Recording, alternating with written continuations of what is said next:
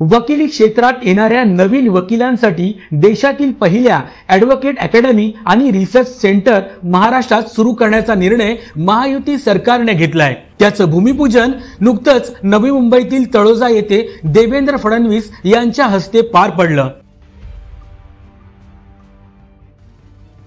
या अकादमीचं महत्त्व लक्षात घेऊन देवेंद्र फडणवीस यांनी 10 कोटी रुपयांचा निधी देणार असल्याचे जाहीर केले आहे। शासन आणि समाजाला ही अकादमी अतिशय उपयुक्त ठरणार आहे।